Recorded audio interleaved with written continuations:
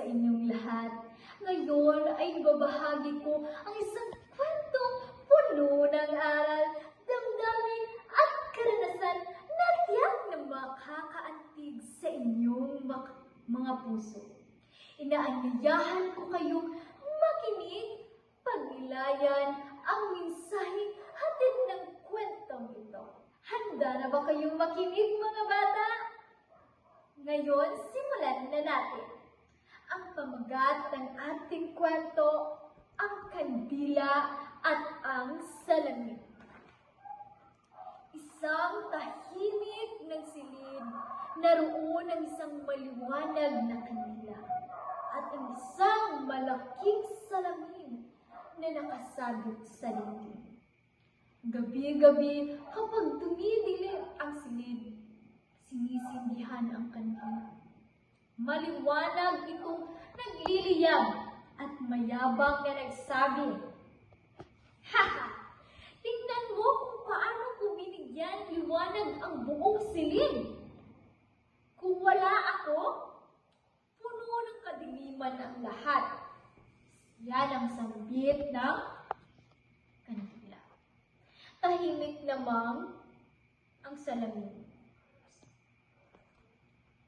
Isang gabi, tiningnan ng kandila ang salamin at sinabi, "Maswerte ka at narito ako. Kumikinang ka dahil sa akin." Kalmadong sumagot ang salamin, "Ipinamamalas ko lamang kung ano ang binibigay sa akin." Napangiti ang kandila. Lumipas ang mga araw. Patuloy na ang pagmayayabang ng kandila tungkol sa kanyang ningning. Gustong-gusto niyang hinahangaan siya. Gusto niyang ang atensyon. Naniniwala siya na ang liwanag ay para lamang sa kanya. Isang mahanging gabi, maliwa, naiwang bahagyang nakabukas ang bintana. Biglang umihip ang malakas na hangin sa loob ng silid. Kurak, kurak, kurak. At pagkatapos, kadiliman.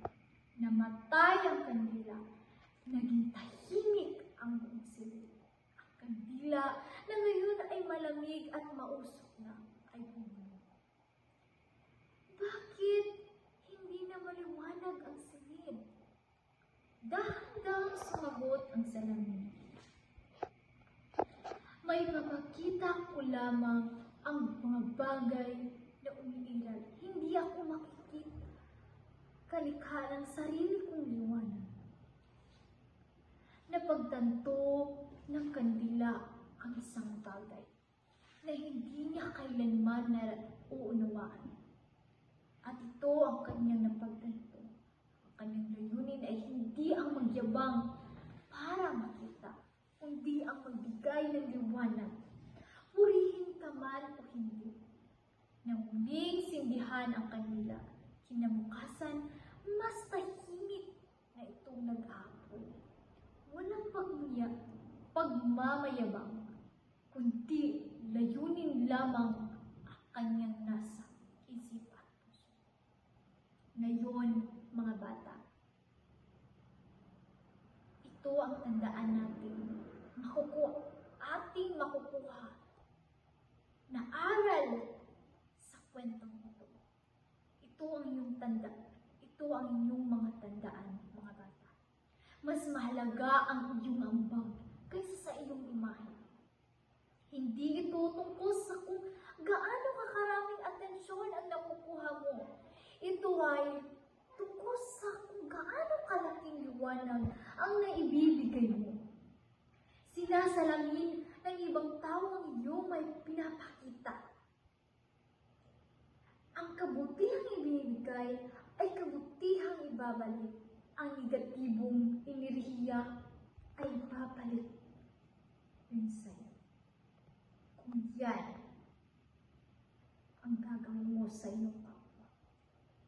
Mga bata, bago ako magtapos, meron akong ibibigay magbigay sa inyo ng tanong na maaaring pagnilayin nyo ng bago matapos o saan man kayo.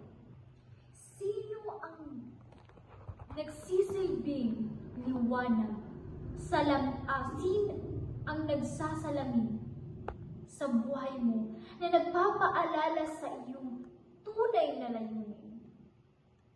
Mga bata. So, kayo lamang ang makakasagot niyan. Hanggang dito na lang mga bata. Salamat sa iyong pakikinig.